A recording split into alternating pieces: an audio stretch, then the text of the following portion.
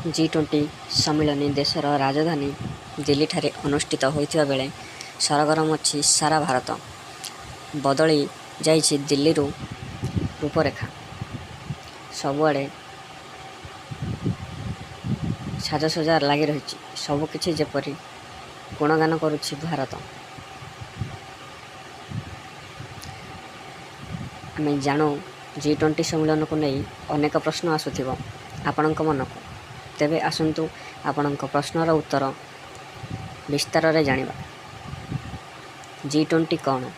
ଏହା ହେଉଛି 20ଟି ଶକ୍ତିଶାଳୀ ଦେଶର ଏକ ସଂଗଠନ ଯାହା ଆନ୍ତର୍ଜାତୀୟ ସ୍ତରରେ ବିଭିନ୍ନ ସମସ୍ୟାର ସମାଧାନ କରିବା ସହିତ ବିଶ୍ୱକୁ ପ୍ରଭାବିତ କରୁଥିବା ଘଟଣାଗୁଡ଼ିକର ଆଲୋଚନା କରାଯାଏ। ଭାରତରେ ଏହା କାହିଁକି ଅନୁଷ୍ଠିତ ହୋଇଛି?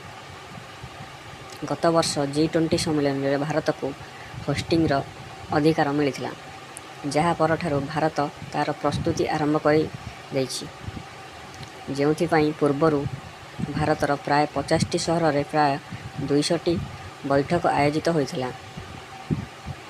ଭାରତରେ 2 ଦିନ ଧରି ଅର୍ଥାତ୍ 9 ସେପ୍ଟେମ୍ବର ଓ 10 ସେପ୍ଟେମ୍ବରରେ ଅନୁଷ୍ଠିତ ହେବ ଏହି ସମ୍ମିଳନୀ, ଯେଉଁଥିରେ ପ୍ରାୟ 29ଟି ଦେଶର ନେତାମାନେ ଯୋଗ ଦେଇଛନ୍ତି। ମାତ୍ର ଚୀନ ଓ ରୁଷର କୌଣସି ପ୍ରତିନିଧି ଯୋଗ ଦେଇ ନାହାନ୍ତି ଏହି ସମ୍ମିଳନୀରେ। ଏହି ସମ୍ମିଳନୀ ପାଇଁ ଭାରତର ବ୍ୟୟ। ଏହି ସମ୍ମିଳନୀର ଆୟୋଜନ ପାଇଁ ଭାରତ ପାଖାପାଖି 4100 କୋଟି ଟଙ୍କା ଖର୍ଚ୍ଚ କରିଛି, ଯେଉଁଥିରେ ସଫେଇ, ଆଲୋକ, ସୁରକ୍ଷା, ଖାଦ୍ୟପେୟ, ସାଂସ୍କୃତିକ କାର୍ଯ୍ୟକ୍ରମ ଉପରେ ବ୍ୟୟ ସାମିଲ ରହିଛି।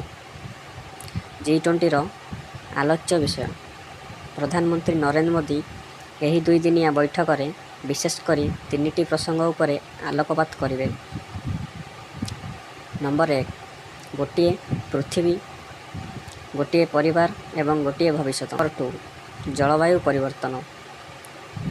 Number 3, technology. ରୁଷ ଓ ୟୁକ୍ରେନ ଯୁଦ୍ଧ ବିଷୟରେ ମଧ୍ୟ ଆଲୋଚନା କରାଯାଇପାରେ। ଆସନ୍ତୁ ଜାଣିବା ସବୁଠାରୁ ଗୁରୁତ୍ୱପୂର୍ଣ୍ଣ କଥା, ଏହି ସମ୍ମିଳନୀ ଦ୍ୱାରା ଭାରତକୁ କ'ଣ ସବୁ ମିଳିବ ଲାଭ।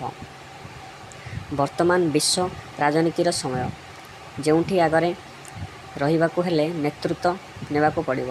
ତେଣୁ ଏହି ସମ୍ମିଳନୀ ଭାରତକୁ ଏକ ଆନ୍ତର୍ଜାତୀୟ ସ୍ତରରେ ଏକ ନୂତନ ଓ ଗୁରୁତ୍ୱପୂର୍ଣ୍ଣ ପରିଚୟ ଦେବ।